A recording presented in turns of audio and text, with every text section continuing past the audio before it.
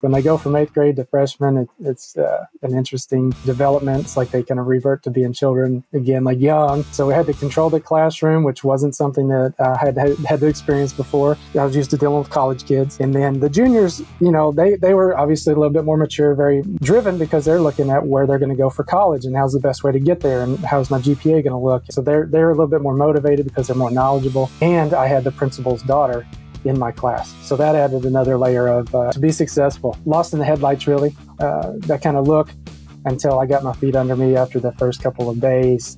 But that first day was really just something. And setting expectations. My mentors, Mike Quinn, the other people on the department, they said, set your expectations, let them know how things are going to work, and that you're not going to mess around. And welcome to another episode of the Eternal Optimist Podcast. My guest today is Mr. Aaron Clark, and I'm going to give a little bit of a summary first of how I've come to know and respect and love Aaron, because he's amazing.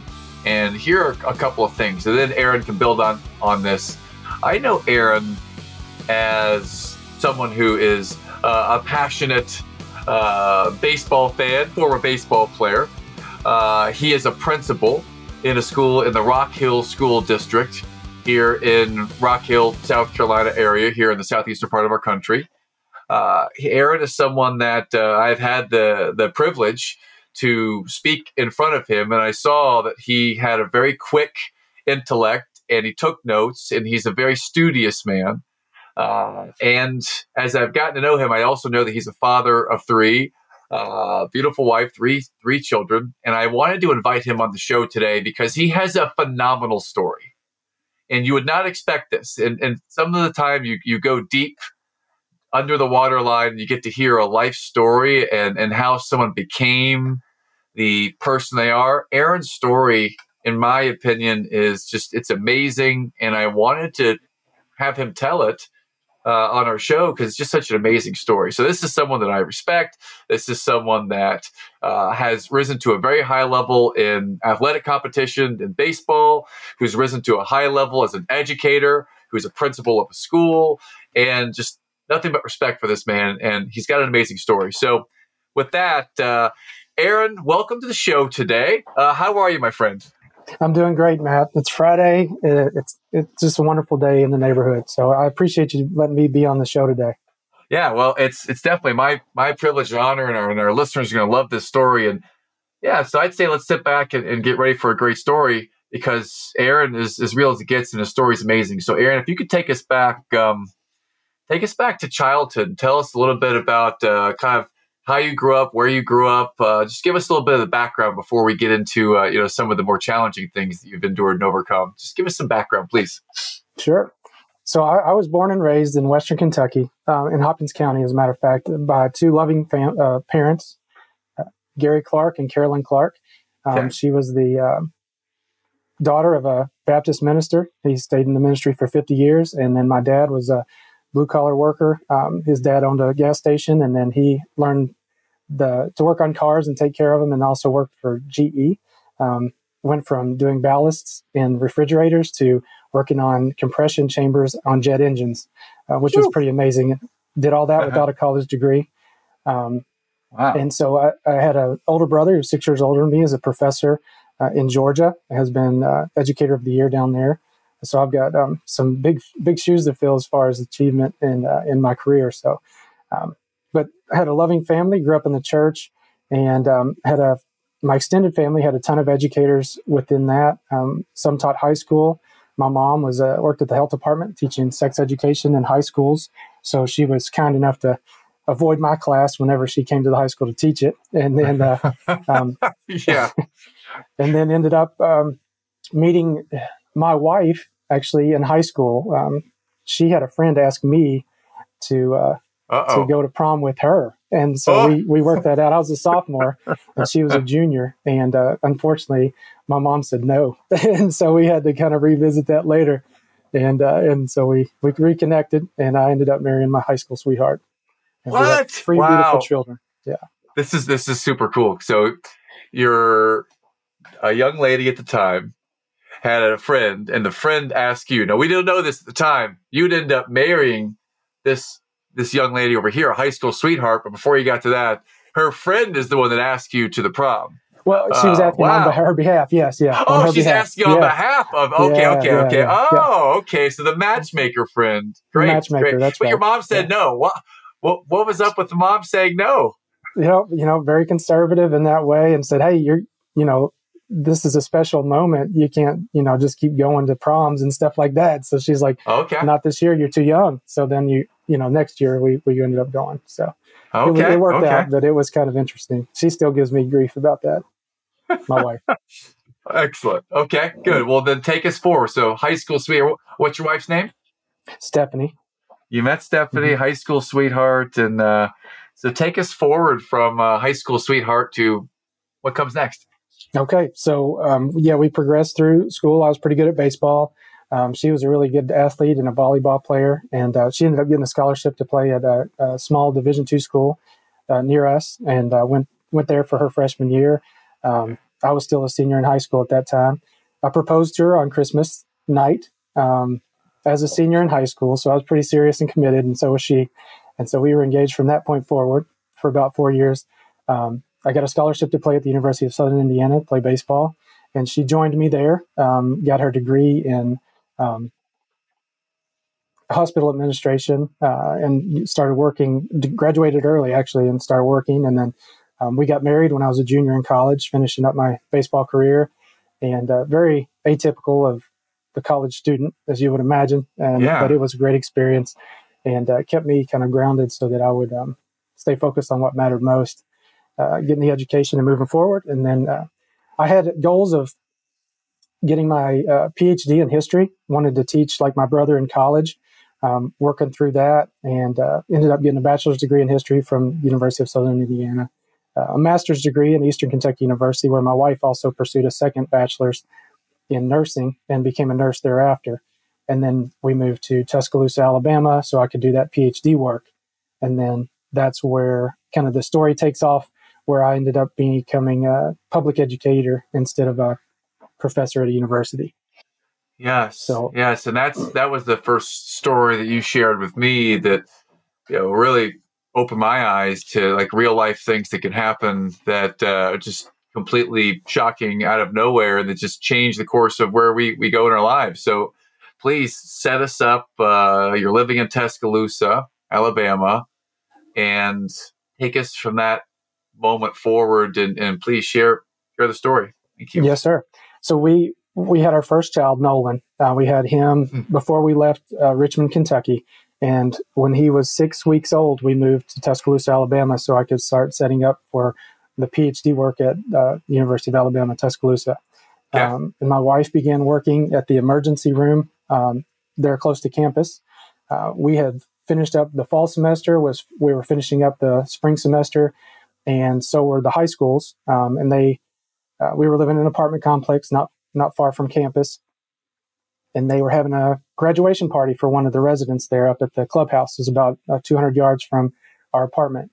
And one night, I was putting my son to sleep. And if you have any children, you know that at that point you sleep like the dead because you're so exhausted when you have young children. So I'd turned off my cell phone, turned off everything, had the noisemaker going, had finally gotten him to sleep, and just zonked out. And so about 4 a.m, I hear rapid banging on my door. And as I said, my wife had been working in the ER at the local college university hospital. And I go to the door and it's her. And she was supposed to be on shift. And she said, Aaron, why didn't you answer your phone? I said, well, we were sleeping, I thought everything's okay. But she said, I wanted to make sure you're okay. I wish you'd answer your phone. Are you and Nolan okay? And we were. But she was working in the hospital and they were receiving gunshot wound victims. And so as she was working on them, she said, where are these people coming from? And she said, they said the apartment complex down the road. And that was our apartment complex. And so there were 6 gunshot victims because gang members showed up to the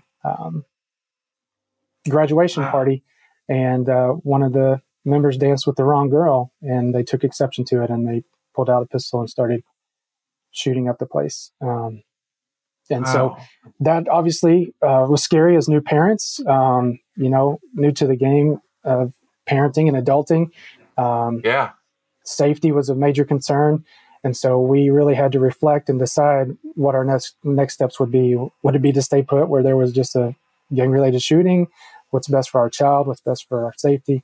So we started praying and thinking. And as we did that, my wife, she felt compelled that we needed to go somewhere safe, and I agreed. And also, I felt God calling me to not university education, but to public education, so that I could have an impact on the kids of that age to prevent some kind of tragedy like that from happening again. So I felt compelled also to go to the community that poured so much into us. And so we ended up going back to Hopkins County, and I became a high school U.S. history teacher there and a baseball coach.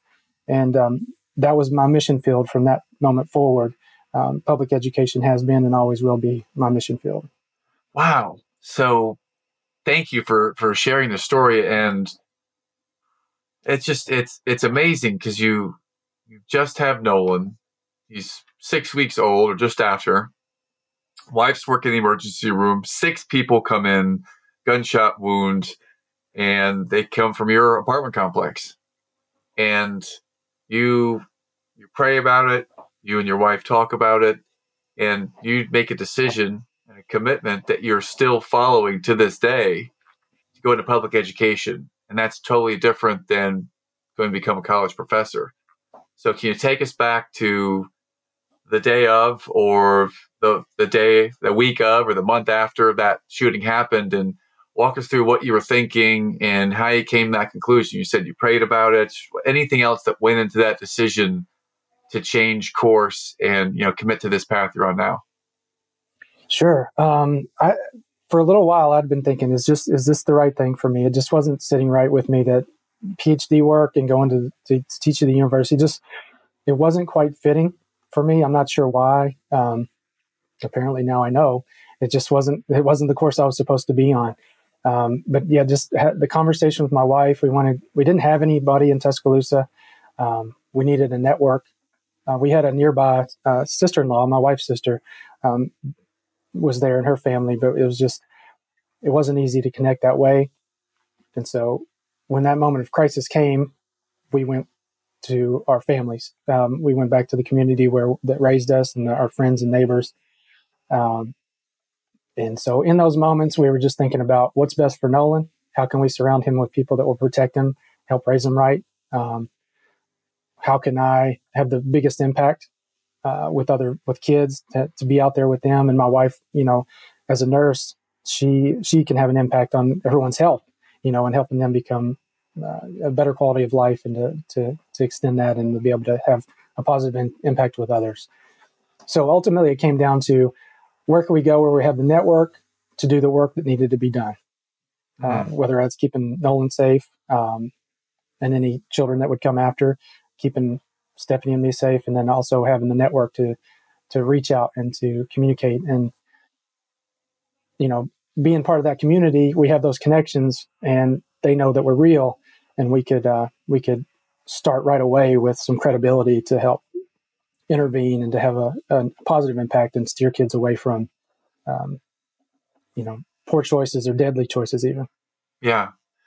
Yeah. I'm going to come back to steering kids and serving them, because I know that you probably have kids in your school, in your classroom over the years that have come from really challenging environments at home and community challenges. And I want to come back to that in a little while. And maybe that's where we kind of rest after we get through your story, because I think that's really important to share why. But before we get to that bigger subject, I'd love to just keep hearing a little bit more. You moved back to Kentucky, and Nolan's still baby. It's Stephanie. She's a nurse. You're an educator. You're switching into public education. So what was that like, going back to Kentucky and getting started in education? Take us from that moment when you got back to Kentucky, please. Sure. I had 0 education classes all through that process, from undergrad through the PhD work, because it was just a different set of skills that you were trying to develop. So I had to enroll at Murray State University, an alternate route to certification program. That's typically what those that are in different industries will go through in order to become educators.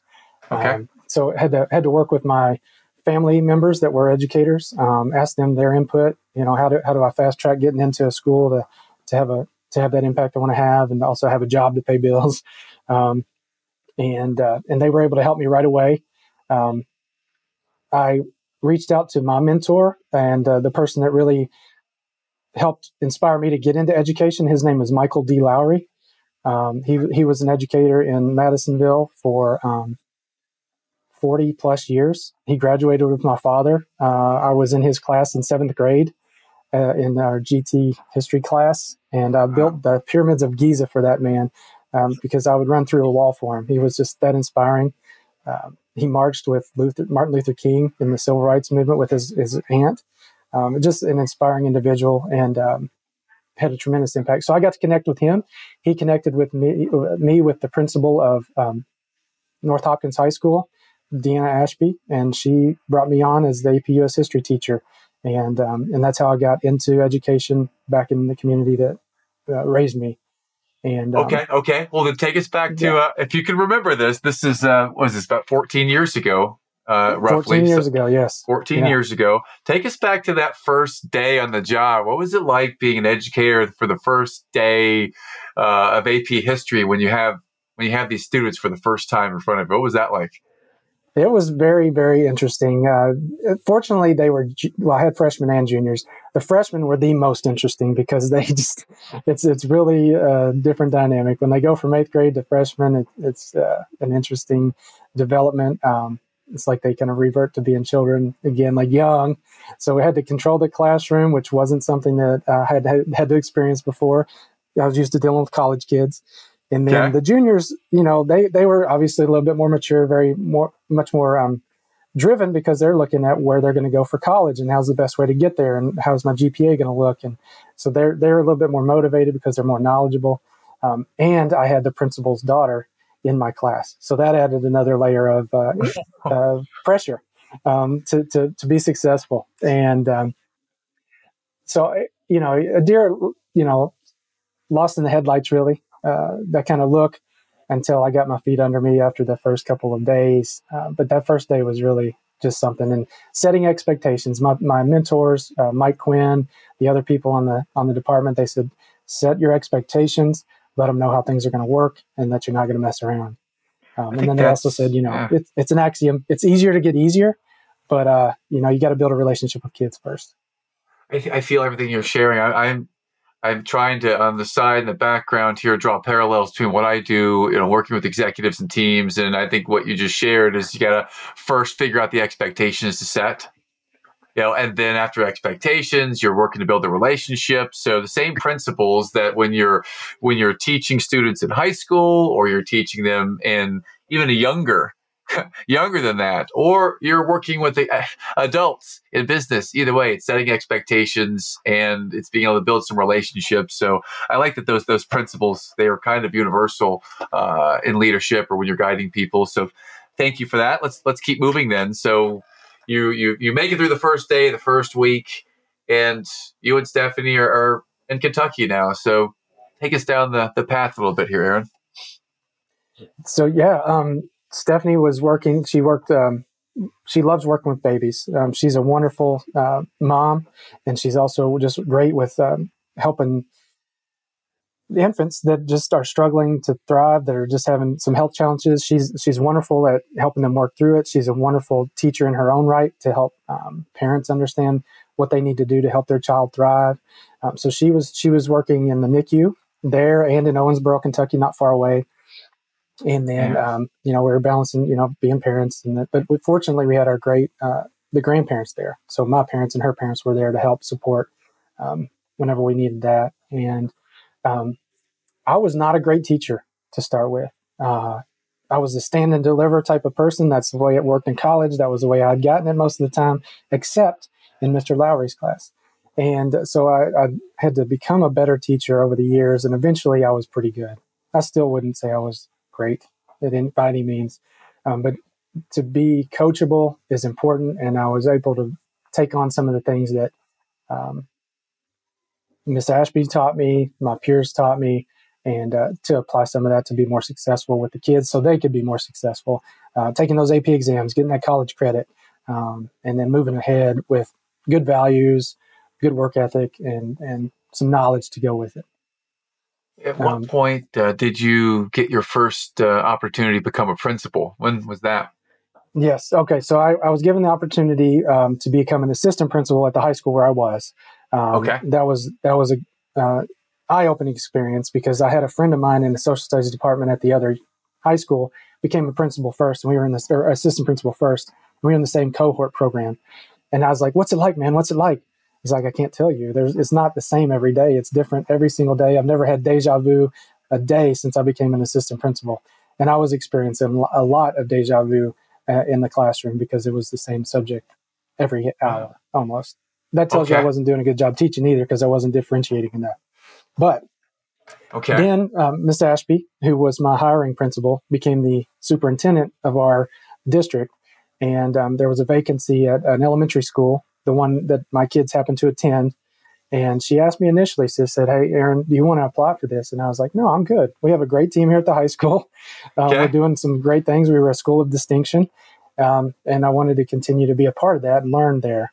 And then a few weeks later, she said, "Aaron, you're going to apply for this position at this elementary school as a principal." I was like, "Yes, ma'am, I got it." And so I became a principal at Hanson Elementary School in Kentucky, in the same town where my kids went to school. And that was a wonderful, wonderful experience. I had no intentions of being in the elementary level. I had no intentions of the middle school level. Thought high school was my jam, sports, everything, all that. Yes. And then I got to elementary school, and I have not looked back since because of the love from the kids, their enthusiasm for learning, their happiness. You all can't see me, but behind me, I've got all kinds of cards and little notes from my kiddos here at this school I'm at now. And it was the same there. It's just their joy and their positivity is contagious. And I love every minute of it. Oh, yeah.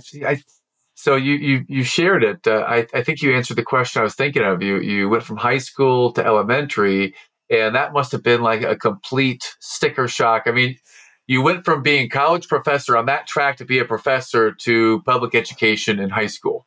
And that, what you just shared, that sticker shock and how that was different. And then you went to be an AP, assistant principal, and there's a different challenge. What's an example of a challenge that you might face day to day as an assistant principal that we have no idea about here at the listeners? What's that challenge? I don't think people understand how big of an impact a good assistant principal can have on kids. Whether it's helping them academically get through something to help them be persistent and graduate, or whether it's intervening when their behavior is not where it should be. There were some kids I spent a lot of time with, trying to get them on track, trying to understand the path they're taking is not the path that's going to get them where they want to go. And it's day to day. Unfortunately, the parents get tired of hearing from us. But even then, the task is the same: to get them to be successful, to understand, what it takes to dig themselves out of something and to rise above. So I don't think the public quite knows also the heart of the AP, because they, unfortunately, a lot of their role is discipline, books, buses, and just kind of managing facilities and that sort of thing.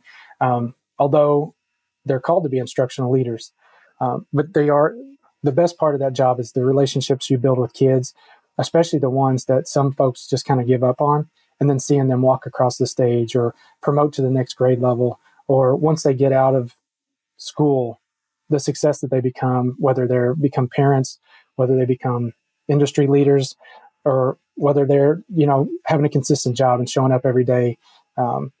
And you had a hand in helping them to help them persevere through whatever's happening in their life. Thank you. Well, let's fast forward a little bit here. Let's go from Kentucky to South Carolina, where you are now. When did that happen, and what was that experience for you and Stephanie? All right. So, I talked about the network of support. And so in Kentucky, we had that for 9 years. We remained there. And I think that was a God thing because, being called there, but also I couldn't do what I'm doing now without having that network of support to help build me up and build my family up. to take a risk and to go out and do the work that needed to be done in South Carolina. Also, the mission work of being in schools and having an impact with kids and helping them in the same way we did in Kentucky, just a different mission field. My wife was able to get some experience and some in her role to expand and to do some things differently. She was able to start her own business and to help kids and help families on her own without being associated with a hospital, if in that way. So that gave her the confidence in order to step out and do that. The experiences that I gained in Kentucky in that community gave me the confidence to be able to go and lead in a different way. But also being here has helped me become I think a better educator. And that has a positive impact for kids because it's a different set of challenges. It's a different environment. It's a different culture.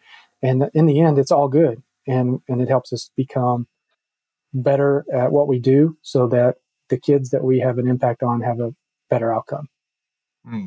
So we took that leap because of opportunities for us to grow, opportunities for our children to grow, to experience different things. Over here in South Carolina, it's quite a bit different than, Western Kentucky. It was coal fields and cornfields, and there's more to it than that, but that's kind of the general landscape. And then here it's quite a bit different in that regard. We're close to Charlotte, that has some draws to it. The geography has some draws to it too. You got the mountains 2 hours away, you got the beach 2 hours away. And just secondary opportunities, post-secondary opportunities for the children as well. I have 3 now. Not just Nolan. Okay, so not just Nolan. Yeah. There's three kids now. Okay. Yeah. And if I'm doing my math correct, I think Nolan's probably around 15-ish. Yeah, he's a freshman in high school, 14. Freshman in high school. Man. Yeah. Now he's one of those kids that was in that first day of class and they're starting over again as a freshman and on the pyramid of high school. Awesome. I'm curious. I want to come back to the idea of you went from history professor to committed to being a public educator because you wanted to help influence and guide kids so they could make decisions, learn to make decisions that could help them on their path, their journey. And I wonder if you could speak from your perspective now as a principal, as an educator. How are you able to do that and empathize with parents and work with kids who may not have all the opportunities? They may not come from a wealthy background. They may be living in a community that has some challenge to it, and being able to empathize with parents and talk and build up the kids. Just how do you do that? It just sounds so challenging from where I sit to understand how someone can operate as a principal. I'm in awe of it, and I'm curious how you might respond to that. Empathy is a huge role in it, and also understanding that you're dealing with children. I mean, like you're dealing with the most precious commodity of anyone is their child, or their grandchild in many cases, or their nephew or niece, just depending on the situation with the family. So keeping that in mind, and also trying to kind of follow that golden rule. How would I want people to treat, me? Or how would I want them to treat my own children whenever we're working through challenging things like behavior or attendance or learning disability? How would I want people to handle me or the situation with my child? So whenever I make a call, it's not because I want to, or whenever my APs make calls, it's not because they want to. It's because this is what the child needs to turn the page in order to be successful, whether that's developing coping skills, learning the curriculum and the instruction, or just learning how to get along with their peers. And so empathy, understanding, and then initially building that relationship. I don't know all of my families, but I know a great deal of them. And I know nearly all of my students' names. And I think that's a huge piece of building that. Hey, my principal called my name today. He said, he gave me a high five or gave me a hug. Said, hey, I hope you have a great day. I'm glad you're here. Think back to your own, like you may have had a wonderful principal, but the only time I saw them was when I was in the hot seat. And so Yes. I didn't want to do that. I wanted to be somebody that they could count on in good times and in the challenging times. And so I hope that kind of flows out to the families. COVID put a wrinkle in that, though. I didn't get to meet a lot of them when I got this job, but fortunately we've been able to open up and see more families and bring them in and have conversations. And we have a wonderful, wonderful community we work in, and I'm thankful for that every day. Yeah. That's interesting. I didn't think to ask about that. Let's talk about COVID for a minute, because my experience as a parent, I had a kid. My daughter was going to school for the first time, and her very first semester of school was spent on Zoom as a kindergartner. Second half of kindergarten was the second half of 2020, or the first half of 2020 in the spring of 2020 when we went to Zoom. So our experience was we're just trying to get by, sending them to school and trying to keep our jobs and do what we're doing as parents. What was it like as a principal having to figure all of that out on the fly with your students, with your own life? I mean, can you talk about that for a little while, Aaron? Yes, sir. It was definitely challenging. And my hat is off to all the teachers that made it happen, because as principals and assistant principals, we had to direct, hey, this is what's happening. How can we support it? But the teachers made it happen. So whenever we had to distribute laptops, how are we going to make this happen? We did it like a McDonald's drive-through or Chick-fil-A, because we were pretty darn efficient. So we just kind of was that a slight at McDonald's there for a second, or was that more appreciation of Chick-fil-A? Appreciation of Chick-fil-A, definitely. Because I love Chick-fil-A. I love Chick-fil-A too. They're always super nice. Okay. Absolutely. And so we kind of did a drive-through style, and the teachers were able to develop packets of materials for weeks of work at the drop of a dime. And we were able to get those distributed in the same way. And then after those packets, we were able to turn and pivot and develop online curriculum and online projects. And I was an AP at Saluda Trail, and the team that we had there when that happened were so good at planning and executing that, from our principal to the AP team to our curriculum coordinator to our STEAM coach, and then all of our teachers and staff. They bought into it and ran with it, and we made it happen. And it was exhausting. Wow. Yeah, I can only imagine. The next year was the AB schedule, and we had to figure that out, and the busing and the who needs to be in this section and who needs to be in that section and who's not going to come in at all, and how do we make them, how do we get connected with them? And so that was a challenge. And then the virtual academy. So there were a lot of challenges that we were able to tackle, primarily through collaboration, teamwork, and openness. Because, hey, this is not my wheelhouse. Help me get better at this, so that it can be a strength for me. Or I was over the virtual academy liaison, and I am terrible with computers, but it strengthened me to become better at computers and technology. So it was a challenge, but also had its benefits in the end. But exhausting is a good way to describe it, but also pretty incredible on the part of our educators. I love that. It's exhausting and incredible. It can be both at the same time. I love that.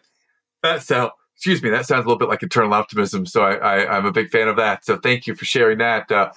So we fast forward to the present, and now's a chance if you want to give a shout out to your school and staff now.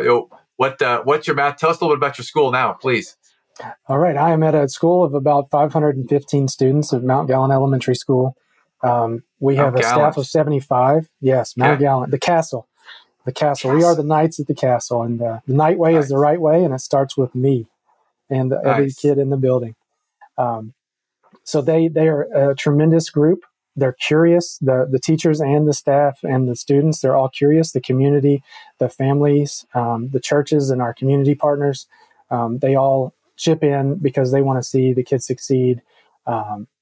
They all have high values, high expectations, and we want to make sure that the kids meet those. And we try to partner with the families as much as we can to make that happen. Like whenever we do call, it's team Sally. We're on the same team together. It's not you versus me. It's Team Sally for her benefit. And we have a tremendous school. We have a tremendous community. They do a lot of work in professional learning communities on the grade level, which is about collaboration, which is about openness, it's about using data to help kids meet them where they are and get them to where they need to be. And so they're doing great work with that. Our special areas, which includes art, art, PE, music, guidance, media, they're all into. They're the hardest working folks around. And I'm so proud to be the principal here at Mount Gallant. And then my administrative team, my front office team, I don't want to leave anybody out. So they're incredible. They just make it happen. It's a well-oiled machine, and I'm thankful to be here. And then we have the support of Rock Hill Schools and Dr. Tommy Smallsy, our superintendent, and then his staff that are very supportive of principals. And that makes us more confident to move forward, to do what's best for kids, and to help our teachers do what's best for kids too. Excellent. Well, I appreciate the story that you've been able to share with us so far, Aaron. This has been really insightful to hear the story of an educator from the ground up, and even the uncertainty and the challenge of day one, and getting in there and building relationships and setting some expectations to all the way going through COVID to now. Thank you. I'd love to ask you if we want to find out more about you or follow your story and what you have to share online, like on social media. Where might be a couple places that we could connect with you and follow you, Aaron? Sure. On Twitter, you can follow me at Aaron Clark 29, and I'll usually post educational things. It may be some curricular things, or maybe some personal stuff about my kiddos or something that's good that's happening in our community. Usually it's related to education or uplifting things, sports, just about staying positive, persevering, doing what others aren't willing to do to be successful, as long as it's moral. And then you can also follow at Mount Gallant Elm, which is our school Twitter account, and we post some things there about what's going on in the school. Check out what the kids are doing in the classroom, the work that they're producing, and the high levels of instruction and the high levels of learning that are taking place every day at the castle. And then we have our PTA webpage on Facebook. It's Mount Gallant PTA. It's pretty straightforward. There's a lot of information there just to check it out. And then you can also follow me. I have an educational consulting page, pretty elementary, not very fancy, but it's Clark Consulting, Clark Educational Consulting. You can check it out. It's got kind of a graduation cap logo that you can, that helps you select it out. Excellent. There's a couple of Clark Consulting ones. I just started to follow you on Twitter as we're speaking here. And I also, I'm smiling looking at the Twitter account here. This is good. Very good stuff. Mount Gallant principal, education consultant, daddy, baseball instructor. Love it. Love it. Good stuff. You've done some retweets of some John Gordon and other educational things. I like it. This is good stuff. Yes. Yes. Well, let's, how are you learning? How are you growing? Let's talk about books for a second. If there is a book or a couple of books that you could recommend that have inspired you in your journey, what might be a book or two that you found value in, Aaron? Sure. And I'm going to start off with this. I hated reading as a middle schooler, and then early high school. I hated it. We had to do these accelerated reader programs, and they put all kinds of pressure on us because I'm a slow reader. I still am, but I retain what I read.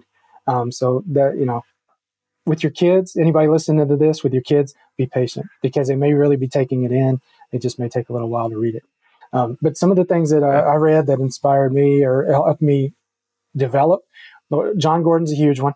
I read one of my friends introduced the energy bus to our school, and I've been reading John Gordon ever since. I had a friend of mine, Andrew Self. He became a principal this year in Owensboro, Kentucky. He was my AP for a little while at Hanson. I just sent him John Gordon's The Power of Positive Leadership, and also Stephen H.R. Covey's The Speed of Trust. I'm working through that. That was a recommendation from my superintendent. I love that book. It's dense, and I'm a slow reader, but I'm learning a lot from it, especially about keeping commitments to myself. I'm good about trying to keep commitments to others, but it's the ones to myself, and that helps me be better. at being healthier, doing what I need to do to be better for them, so that in the end, everybody benefits.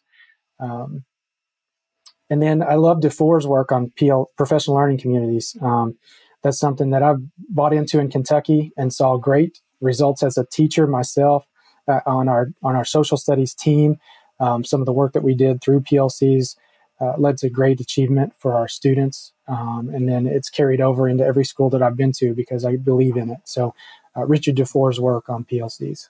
Richard, okay. Learning by Doing is the name of that book. Learning by Doing.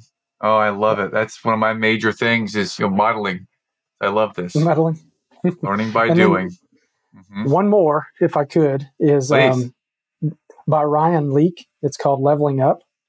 And I haven't gotten into that one yet, but that's next up on my book list. And it's just things that you can do. It's like 12 things you can do to take yourself to the next level professionally or personally.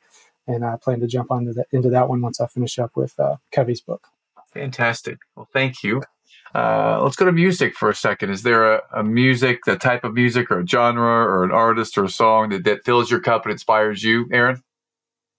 Yes. Honestly, I guess I'm putting this out there for the radio company, but K-Love. I love K-Love. Every time I get in the car in the morning, turn that on. Keeps me focused on what matters, keeps me focused on the mission. And then when it's secular, I love Everclear. It's not necessarily the cleanest music, but it's something I grew up listening to, and it just brings me some joy. Nice. So I don't have a particular genre that I listen to a ton. It's a good mix of country and rock and some hip hop. But when I'm feeling down, sometimes I'll listen to Aloe Black. I'm the Man. And that helps pick me up a little bit. Yeah, that is on my playlist as well. That's on my morning. Yeah. Oh, this is pretty cool. Yeah, I listened to that. I remember hearing that for the first time, watching it was a Kevin Garnett, Colin Kaepernick commercial on TV. And I remember that was the song in the background when they were on a bus getting booed by everybody. And I remember hearing that song, and I downloaded. That's been on my wake up every day list ever since then. That's so cool. You said Aloe Black. I'm the Man. That's good. Yeah, or The Man. Yeah, that's a good one. Good. Well, last question here, Aaron. We'll wrap things up. This is the Eternal Optimist podcast. When I say the words eternal optimist, what does that mean to you? Optimism doesn't mean you see everything with rose-colored lenses. It means that you can see through the struggle to what's on the other side. And so for me, an eternal optimist is somebody that keeps the main thing, and that's where you're trying to go, and you just persevere through any challenges that come your way. And that's that resilience that I want to develop in myself and those that I lead, and then in the kids that we impact. So creating that resilience and that perseverance. So that eternal optimism, I get it. I'm on board. And you will face challenges and you will feel down, but you're built for it. And a friend of mine, Marlon Smith, he said, when we were facing all the COVID challenges and all the stuff that was coming our way, Aaron, you're built for it. And I remembered that from that day on. And I'd love to get you connected with him, actually. We're built for it. It doesn't matter what your background is. It doesn't matter, what's ahead of you. You're built for it. Awesome. Aaron, we love you. We thank you. We appreciate you for sharing your story today. God bless you. And just thanks so much, my friend, for being with us today. No, it was my pleasure. Thank you, Matt.